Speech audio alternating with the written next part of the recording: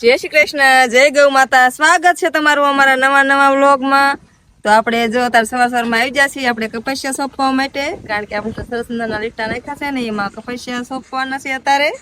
અને અમે 4G નું જો બિયારણ લઈ લીધું છે, પિનકોડ 4G, કારણ કે આમાં લાલ ઈયળું ન આવે એના માટે અમે વાવી છીએ. તો આપણે ચાલો હવે કપાસિયા સોંપવાની શરૂઆત કરી દેવી. અને જો અમારે હજુ ઠેઠ ઘણા બધા લીટા છે એમાં સોંપવાના છે.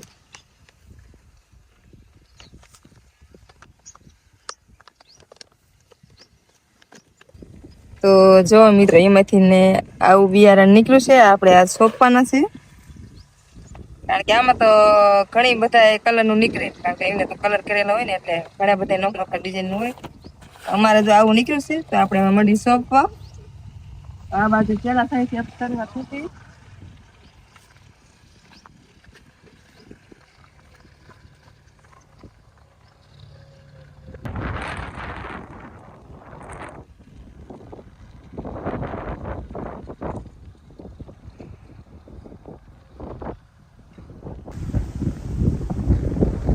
તો જો મિત્રો આ બાજુ 10-15 સોંપી વાળા છે ને આ બાજુ સોંપણ ચાલુ છે હજુ.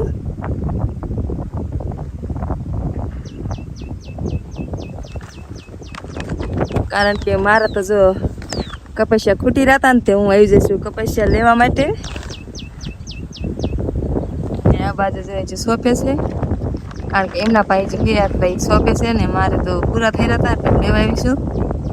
હજી તો આમ ઘણા બધા સોંપવાનું બાકી છે. ખૂટી રહ્યા તો લઈ જાવ છે સોંપવાના ઘડીક.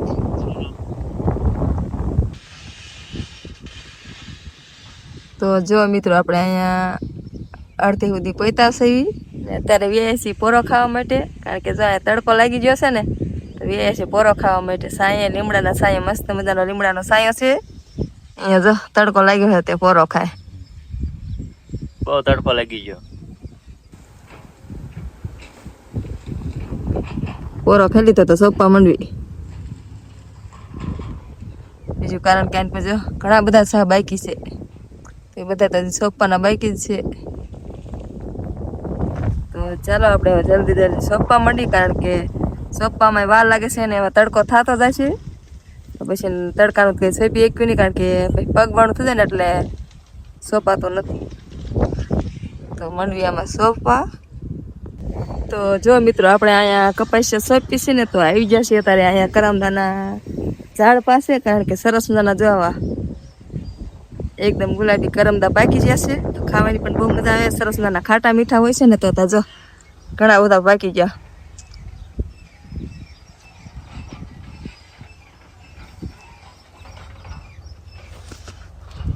ખાવા હોય તો આવી જજો અમારી વાડીએ. જો સરસ મજાના પાકી જશે. હજુ ઘણા ખરા કાસા પણ છે ને ઘણા બધા પાકી પણ જશે.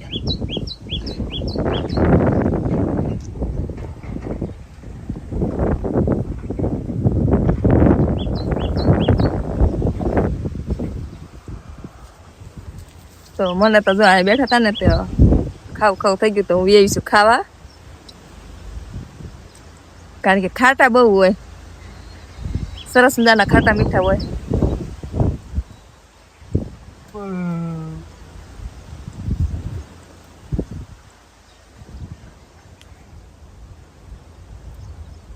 એકદમ જો લાલ લાલ નીકળે, એનો રસ લાલ હોય.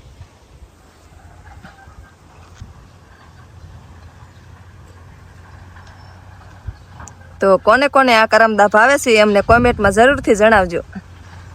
અને કોની વાડીએ છે આવું વૃક્ષ. તો જો મિત્રો આપણે એક થેલી કપાસિયા સોંપવાના છે અહીંયા. અને હવે તડકો થઈ ગયો છે ને તો આપણે જાણશે પાછું ઘરે. તો કપાસિયા સોંપીને હું અહીંયા ઘડીક બેઠી હતી ને તો સરસ મજાના જો અમારે અહીંયા ફીંડલા છે. તો એ મને નજરમાં આવી ગયા. જો ઘણા બધા સરસ મજાના પાક્યા છે.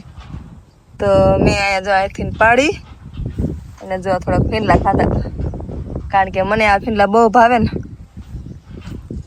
ફીંડલા બહુ ભાવે છે તો કે પાડીને ઘડીક ખાતા એ ઘડી બહુ મજા આવી. કોને આ ફીંડલા ભાવે છે એમને કમેન્ટમાં જરૂરથી જણાવજો.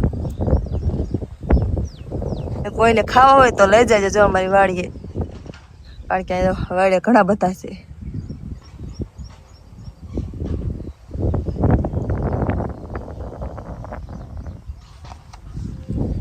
ચાલો હવે જવી ઘરે, કારણ કે એક ઠેલી કપાસી આવે હે ને હાંજકના સોપ છું ટાઢો બોર થાય ને પછી. અત્યારે તો તડકો થઈ ગયો છે તો હવે પગભાણું પણ લાગે છે ને તો સોંપવામાં થોડું કેવરાવે છે એટલે હાંજના સોંપ્યું હવે જવી ઘરે. બીજું જો અમારે અહીંયા તો ખાતર ભરીને ખેડીને મેલું છે, વાવવાનું બાકી છે. વરસાદ નજીક આવે ને ત્યારે આમાં વાવશું. નેપિયર ઘાસ વાવવાનું છે, કારણ કે અત્યારે તો જો તડકો અને વાદળા થાય છે પણ વરસાદ કાંઈ આવતો નથી. એટલે વરસાદની વાટે છે, વરસાદ થાય ને પછી આમાં વાવશે ઘાસ, કારણ કે વરસાદના પાણી સરસ મજાનું ઘાસ થઈ જાય ને બધું સરસ મજાનું ઉગી જાય. કારણ કે ઘરના પાણી તો અમારે હવે થઈ ગયા છે મોડા ને તો કંઈ ઉગે નહીં, સરસ ઉગે પણ ઉગીને બેરી જાય એવું થાય. એટલે અત્યારે નહીં ભાઈ, વરસાદ આવે ને પછી વાવશું.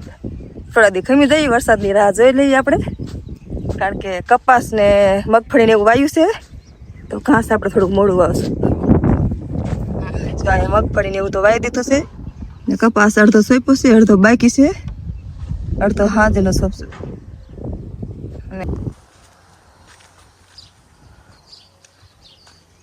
તો વ્યાસ સવી અમે જો ઘરે, જો લક્ષ્મી વાંચ જોઈને ઊભી છે. આ બાજુ જો જસોદા પણ આટા ફરે છે, કારણ કે સાંય બદલાવાની છે. સવારમાં અહીંયા બાંધી હતી ને એટલે. લક્ષ્મી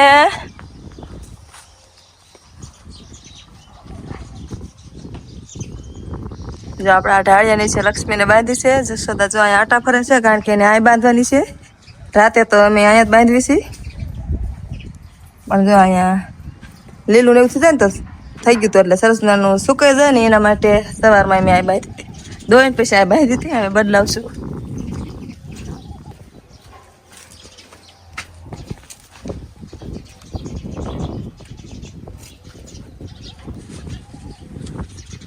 આપણે જસોદાને પણ સાંઈ બદલાઈ લીધી ઢાળી નીચે.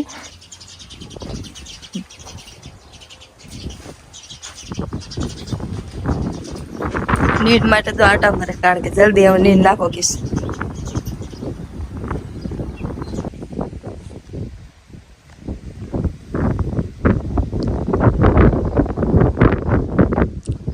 મિત્રો સાંજના 5 વાગી જશે ને અમે આવી ગયા છે સોંપવા. આને તો એક સાચો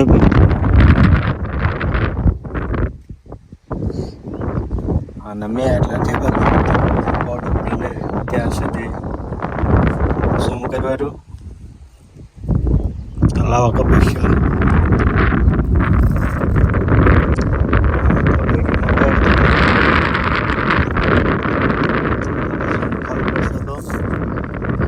ને મકાઈ બે સાથે વાવવાની, મકાઈ પણ ઉગી જાય, કપાસ ઉગી જાય.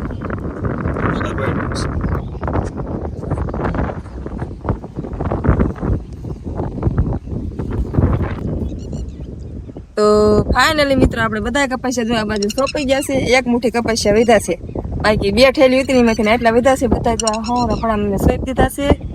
અને હવે તો સુરત દાદા પણ આખી રહ્યા છે. સરસ મજાનો જો તમને દી દેખાતો હોય છે. અને આ બાજુ જો અમારે ખોખાને એક પાણી મેં કાઢ્યું છે, બીજું પાવાનું બાકી છે. તો હવે 2-3 દિવસમાં પાઈ દઈશું, કારણ કે સુકાઈ ગયું છે ને એટલે પાઈ એવું થઈ ગયું છે તો બીજવાણ વાળશું. આ બાજુ તો જો અમારે જેઠને તો કપા ઉગાડી પણ વાયરો છે. તો એક ભાઈને તો જો કપાસ છે અને એક ભાઈને ઝાર છે. સરસ મજાની ગાય ભેંસોને નાખવા માટે તો લીલીસમ ઝાર પડીને ઊભી છે. અને એક ભાઈને કપાસ છે અને અમે ખોખા વાયા છે અને કપાસ વાયો છે. અને ઓલી બાજુ અમે ઝાર વાવી છે. તો ચાલો હવે ગાય ભેંસોનો દોવાનો ટાઈમ થઈ ગયો છે તો આપણે ગાય ભેંસોમાં ને દોઈ આવી. અને તમે અમારા ચેનલમાં ન હોય તો લાઈક શેર સબસ્ક્રાઈબ કરી દેજો. તો બધાને જય માતાજી.